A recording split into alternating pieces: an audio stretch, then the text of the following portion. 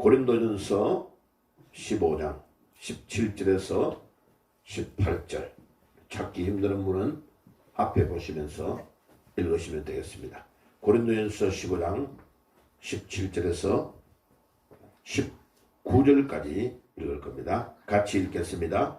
그리스도가 다시 사시지 않으셨으면 너희의 믿음도 헛되고 너희가 여전히 죄 가운데 있을 것이요 또한 그리스도 안에서 잠자는 자들도 망하였으리라.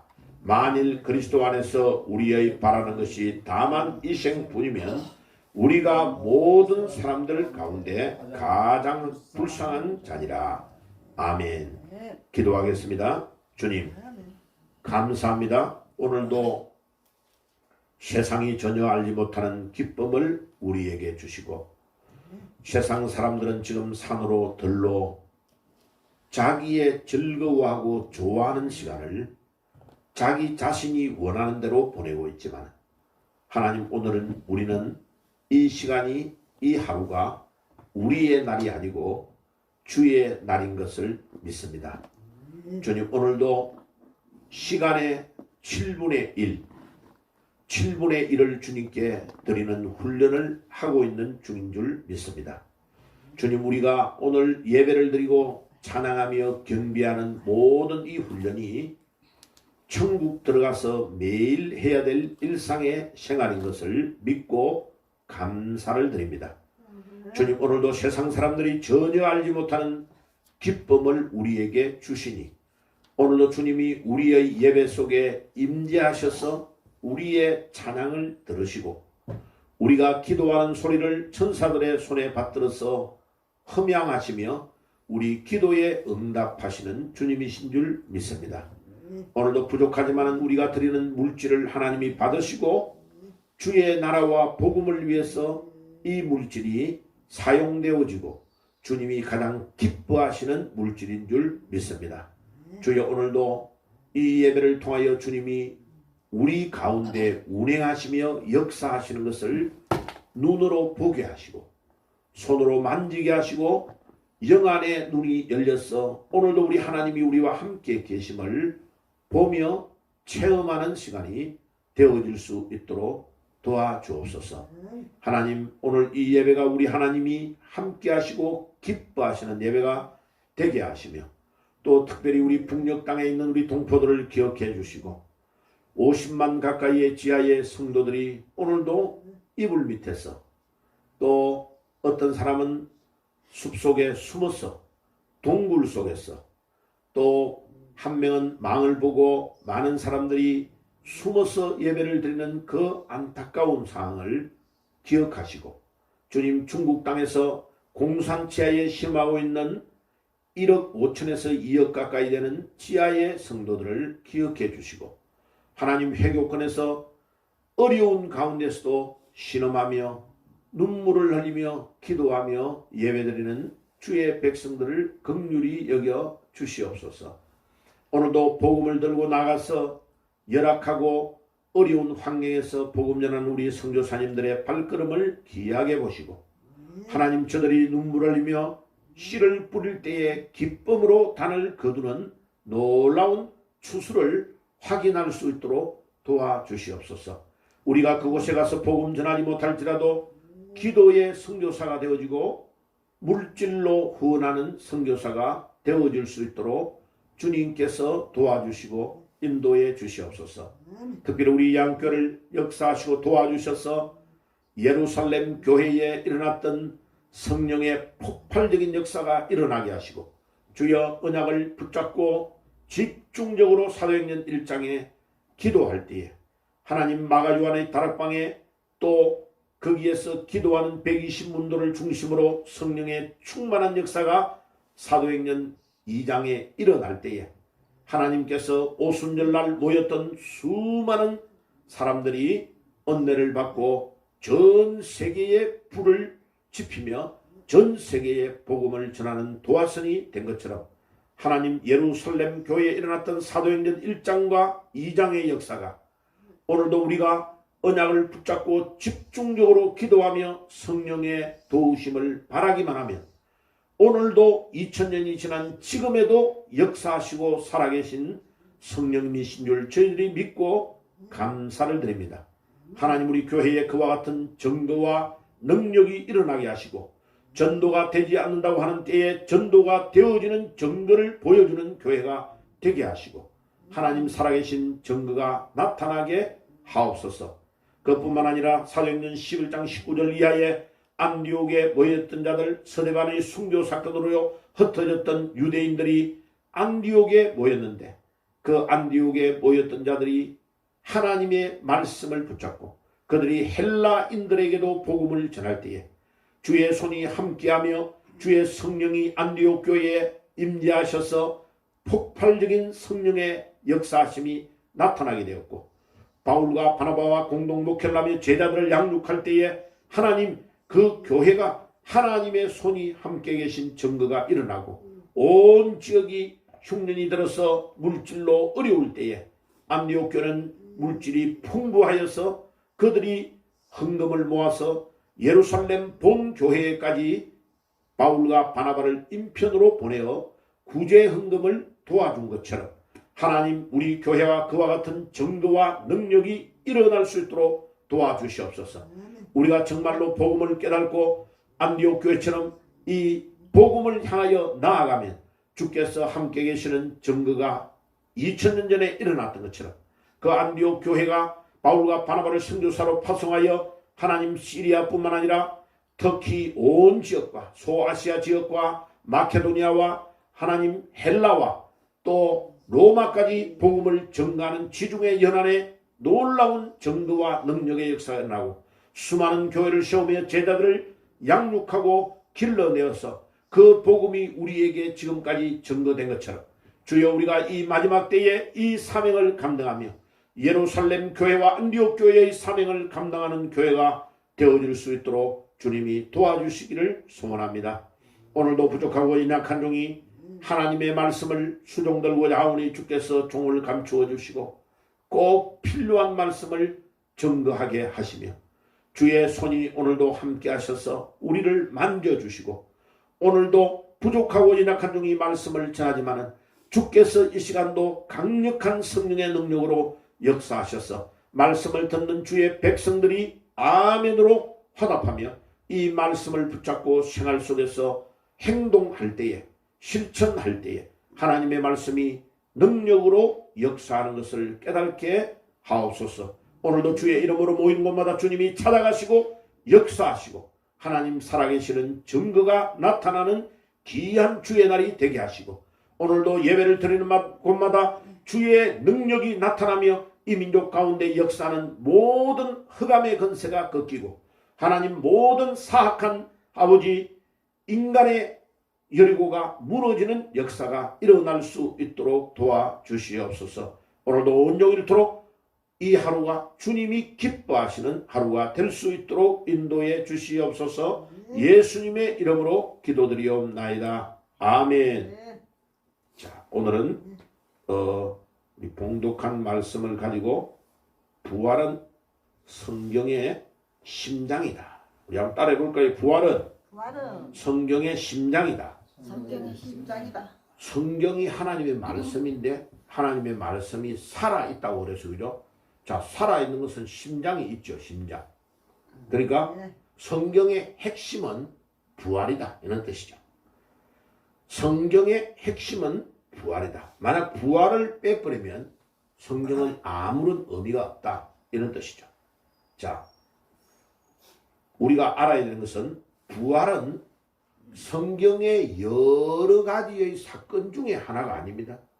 이거를 착각하는 사람들이 굉장히 많아요.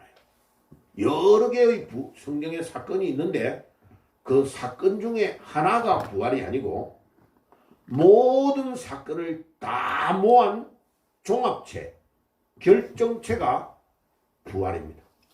좀 더 쉬운 말로 표현하면 성경에 일어난 수만 가지의 사건이 부활이 있음으로 의미가 있는 것이다. 만약 예수님이 이 땅에 가장 가난한 모습으로 말구육간에 오시고 십자가 위에서 우리를 위해서 돌아가시고 온갖 이적과 기적을 다 행했는데 예수님이 살아나지 않았다면 예수님은 우리하고 아무 상관이 없는 겁니다. 그런데 그 예수님이 살아나셔서 부활하셔서 우리에게 소망을 주신 것입니다. 그래서 부활은 모든 성경의 사건을 하나로 결집하는 종합체요, 결정체요, 사람으로 말하면 심장에 해당된다. 이것이 오늘 설교의 핵심입니다. 그래서 예수님의 이 땅에 오심, 예수님의 십자가 지심, 예수님의 재림, 이런 모든 것들이 예수님의 부활로 의미가 있다. 우리가 앞에 읽었던 성경 구절 보세요. 그리스도께서 다시 사시지 않으셨으면 너희의 믿음도 헛되고 너희가 여전히 죄 가운데 있을 것이요. 이 말이 굉장히 중요한 말을 의미를 포함합니다. 보세요. 우리 믿음이 부활이 없으면 헛일이다. 헛일. 바울이 그렇게 고백합니다. 예수님의 부활이 만약 없다면 우리 믿음이 헛일이다. 헛일. 그 다음에 부활이 없다면 우리가 여전히 죄 가운데 있을 것이다. 봐요.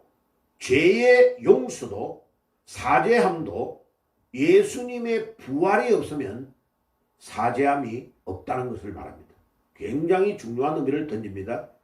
우리가 여전히 죄 가운데 있다 이 말은 예수님의 부활을 믿음으로 예수님의 십자가가 의미가 있고 우리가 지은 죄를 사해 주셨다 하는 것이 예수님이 십자가 위에서 죽으시고 살아나심으로 우리 죄 문제가 해결되었다 이 뜻입니다. 굉장히 중요한 것을 의미합니다. 그리고 그리스도 안에서 잠자는 자들도 만약 부활이 없다면 우리 다 망했다. 그 말이죠. 만일 그리스도 안에서 우리의 바라는 것이 다만 이 생뿐이면 부활이 없으면 이 땅 위에 모든 것이 끝난다고 보는 거 아니에요? 그러면 우리 모든 사람들 가운데 우리가 가장 불쌍한 자다. 왜? 다른 사람들은 산으로 들러 오늘 놀러 가잖아요. 예.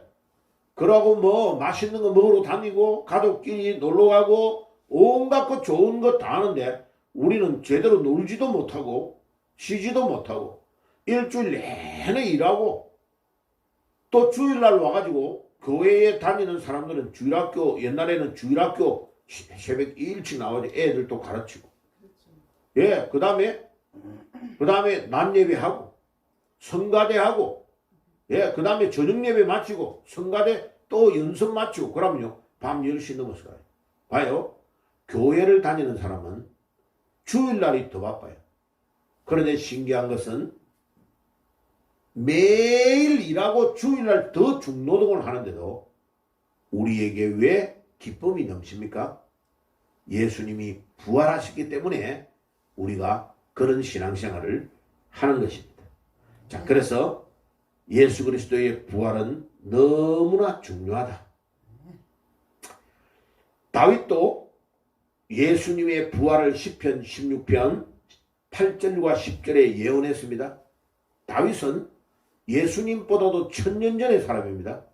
그런데 자기 후손으로 오실 메시아가 죽고 시체가 썩지 않는다 라고 시편 16편에 예언했습니다. 굉장히 중요한 구절이 이 구절은 이 시편 16편 이 구절은 신약 성경에 바울도 인용하고 있고 베드로도 인용하는 아주 중요한 구절입니다. 시편 16편 이 구절을 잘 기억해놔야 됩니다. 베드로도 설교에서 사도행전 2장 25절과 27절에 시편의 다윗의 이 구절을 인용하고 있습니다. 바울도 사도행전 13장 35절에 설교할 때에 메시아가 이 땅에 올 건데 그 메시아가 썩지 않는다고 다윗이 고백했던 1000년 전의 고백을 인용하고 있는 것입니다. 그러니까 다윗이 얼마나 하나님 앞에 신앙으로 성령의 인도를 받은 사람인가를 알 수 있죠. 그죠? 예. 우리 한번 찾아볼까요? 10편 16편은 너무 중요하니까 10편 16편 한번 그 구절을 찾아보겠습니다. 다른 거는 구절을 안 찾아봐도 10편 16편 10편 16편입니다.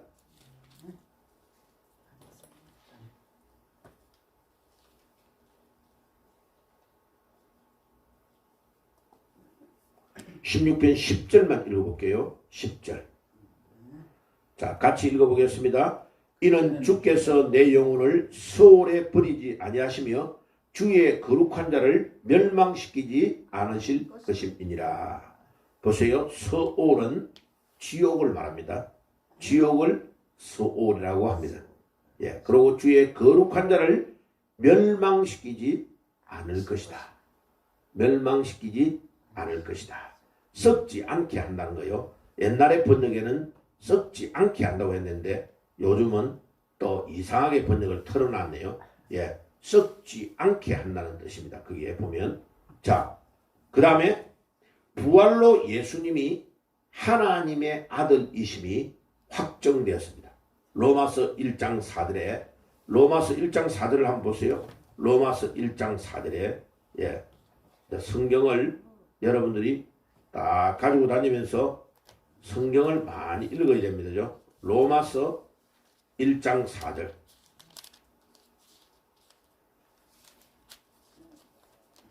로마서 1장 4절입니다. 로마서 1장 4절. 찾았으면 로마서 1장 4절을 한번 같이 읽어볼게요. 로마서 1장 4절입니다.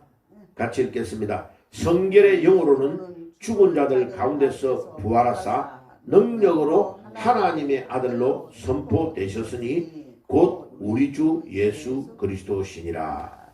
자, 예수님이 죽고 나서 3일 만에 살아나지 않았으면 예수님이 하나님이시라는 것이 입증이 안 되는 거예요. 그런데 죽고 살아나심으로 하나님의 아들이심이 입증됐단 말은 예수가 그리스도이시고 예수가 성자 예수 하나님의 아들이심이 입증되었다는 것입니다. 그리고 보세요. 부활이 얼마나 중요한가. 만약 예수님이 부활을 안 했다면 우리 이순신 장군이 우리나라를 위해서 죽었던 위대한 일과 예수님이 사람을 위해 죽었다고 말하는 것과 별 큰 차이가 없는 거죠. 그런데 우리 이순신 장군은 죽고 살아난 적이 없지만 예수님은 우리 죄를 위해서 죽으시고 3일 만에 부활하셔서 하나님의 아들이 되신 것이 확정되었다. 아멘. 놀랍죠? 그 다음에 여기에 보세요. 제가 성경을 여기에 다 적어놨습니다. 흰 글씨로. 부활로 성경의 모든 말씀을 믿을 수가 있다. 지난주에도 찾아봤어요. 예수님의 제자들이 그냥은 이해가 잘 안 갔는데 예수님이 살아난 것을 확인하고 예수님을 만나고 나서 부활하신 주님을 만난 후에 예수님이 3년 반 동안 말씀하셨던 모든 말씀이 순간적으로 이해가 되어지고 모든 말씀을 깨닫게 되는 역사가 일어났다. 부활을 체험한 자에게 이와 같은 역사가 일어납니다. 목사님, 나 성경을 읽는데 성경이 자꾸 이상하게 이해가 안 되고 읽었다 하면 잠이 오고 왜 그렇죠? 성경에 나타나신 부활하신 주님을 깨달으면 순간적으로 성경이 이해가 되면서요. 너무나 하나님의 말씀이 시편 119편의 말씀대로 꿀송이보다도 더 단 역사가 일어납니다. 아멘. 그와 같은 역사가 일어날지어다. 그 다음에 네 번째로 부활은 믿음 그 자체입니다. 사도행전 17장 30절에서 31절. 부활은 믿음 그 자체다. 번역이 잘못됐다 그랬죠. 사도행전 17장의 말씀. 그러니까 부활이 우리에게 완전한 믿음이다. 그것도 한 번 더 찾아봐요. 한글 성경은 이 오역이 많이 되어 있기 때문에 정확하게 한번 찾아봅시다. 사도행전 17장 30절과 31절입니다. 30절과 31절. 자, 같이 한번 읽어볼게요. 30절과 31절. 알지 못하던 시대에는 하나님이 간과하셨거니와 이제는 어디서든지 사람에게 다 명하사 회개하라 하셨으니 이는 정하신 사람으로 하여금 천하를 공의로 심판한 날을 작정하시고 이에 그를 죽은 자 가운데서 다시 살리신 것으로 모든 사람에게 믿을 만한 증거를 주셨음이니라 하니라. 이때에 믿을 만한 증거라는 단어가 없습니다. 원어에. 그렇게 번역하면 안 되고 믿음을 주셨다. 네. 예수 그리스도가 다시 살아난 것으로 모든 사람에게 믿음을 주셨다. 뒤에 만한 증거는 다 빼야 돼요. 믿음을 주셨다. 번역을 그렇게 해야 돼요. 예. 제가 지금 번역하고 있는 성경에는 그렇게 번역해놨습니다. 원어에는 증거라는 단어 자체가 없어요. 자꾸 쓸데없는 말을 더 붙이면 안 돼요. 번역할 때는. 그래서 우리에게 예수님이 다시 살아난 것으로서 우리에게 믿음을 주셨다. 믿음. 그러니까 부활을 안 믿으면 우리의 믿음이 성장될 수가 없어요. 믿음이 없는 거예요. 그러니까 부활을 안 믿는다? 그럼 구원도 못 받는 거예요. 잘 알아야 됩니다. 자, 그리고 첫째, 회개하라 했다. 그렇죠? 그때의 앞부분에 회개, 30절의 회개는 예수 안 믿는 죄가 가장 큰 죄라는 것을 이야기를 드렸죠. 예수 안 믿는 죄가 제일 큰 죄입니다. 자, 요한복음 16장에 우리 한번 가볼까요? 요한복음 16장 9절입니다. 요한복음 16장 9절. 요한복음 16장 9절. 예수가 안 믿는 게 죄라는 것을 우리에게 가르쳐 줍니다. 요한복음 16장 9절.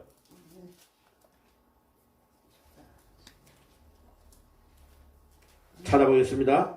예. 요한복음 16장 9절입니다. 같이 이렇게 했습니다. 시작. 죄에 대하여 하면 그들이 나를 믿지 아니하며. 예. 죄가 예수님 안 믿는 죄가 제일 큰 죄입니다. 예. 예수님 안 믿는 죄가 제일 크고 절대로 용서함을 받지 못하는 죄가 있다 그랬죠. 성령을 해방하는 죄라고 그랬잖아요. 예, 성령 해방죄가 무슨 죄냐면 예수님 안 믿는 죄입니다. 계속 하나님께서 여러 가지의 방법으로 사건과 상황에 따라서 성령님께서 우리를 회개하라고 하는데 회개를 안 하고 계속 교만하면서 그거를 잘라내고 반대하는 자들 있죠. 그 사람 구원 못 받습니다. 예. 그러니까 성령 해방죄는 절대로 구원함을 받지 못한다고 하는 게 뭐냐? 예수님 안 믿는 죄입니다. 예수님 안 믿는 죄. 그게 간단하게 말하면 교만의 죄죠. 교만의 죄. 하나님보다 예수님보다도 자기를 더 높여놓고 예수님을 안 믿는 거예요. 그러면 구원을 받을 수 없잖아요. 아무리 전능하신 하나님도 예수님도 구원을 받게 할 수 있는 방법이 없어요. 왜? 예수님 안 믿으면 지옥 가는 거예요. 자, 또 자기가 주인된 죄를 회개해야 됩니다. 내가 내 삶의 주인이 되어 있고 내가 주인의 자리에 앉아 있고 예수님을 밀쳐 내려버리고 나에게 진짜 주인이었던 예수님을 밀어내버리고 내가 주인 되면 절대로 구원을 받지 못합니다. 거기에 창세기 3장, 이사야 14장, 에스겔 28장, 로마서 14장에 거기에 주인된 죄에 대해서 나오고 있습니다. 자, 그 다음에 하나님과 같이 데리고 가는 교만의 죄입니다. 네. 거기에 구약 성경에 에스겔서에도 이사야 성경에도 하나님과 같이 되려고 천사장이 반역했어요. 그들이 쫓겨난 거예요. 그들이 에덴 동산에 와가지고 아담과 하와를 속여서 선악과를 따먹으면 하나님과 같이 된다고 한 죄가 바로 원죄입니다. 원죄. 하나님과 같이 되려고 하는 죄. 또 마태복음 12장 31절 한번 찾아볼까요? 마태복음 12장 31절 성령 해방죄에서 말합니다. 마태복음 12장 31절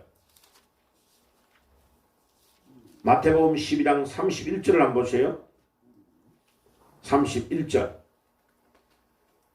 자, 찾았으면 12장 31절을 같이 한번 읽어볼게요. 12장 31절.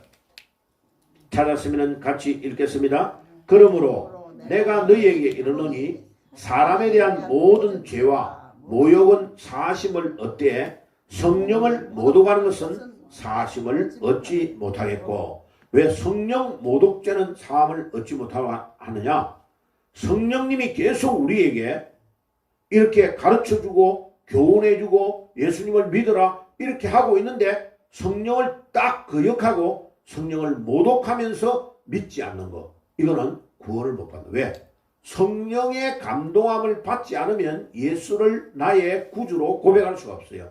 그래, 성령의 역사하심을 차단하고 성령의 역사하심을 방해하고 성령의 역사하심을 모독하는 자들은 구원을 못 받는 거예요.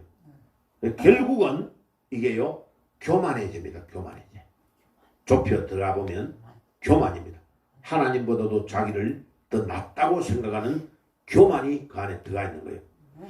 다섯 번째로, 하나님께서 정하신 한 사람 예수로 하여금 세상을 공의로 심판한 날을 작정하셨다고 했습니다. 이 작정은 딱 날짜를 정해놓고 째깍 지금 시간이 가고 있는 겁니다. 그래서 우리가 지금 어머니 뱃속에서 태어나가지고 심장이 박동을 하는 이 소리는 하나님이 심판대 앞에 가야 될 날을 계속 재촉하고 가까워지고 있는 것을 가르쳐주고 있는 것입니다. 그래서 히브리서 9장 27절에 한번 정한 것, 모든 사람이 딱 죽는 것은 정해졌고 심판이 있다고 말씀을 하고 있습니다. 그래서 공의로 심판날을 정하셨다. 그런데 우리가 감사한 것은 예수 믿는 우리는 그 공의의 심판을 다 통과할 수 있는 권한을 얻은 겁니다. 예수님의 보혈의 피로 우리가 사죄함을 받았기 때문에 그래요. 자, 하나님께서 모든 사람에게 부활을 믿음으로 주셨기 때문에 우리는 부활하신 주님을 믿으면서 모든 것들이 확정된 겁니다.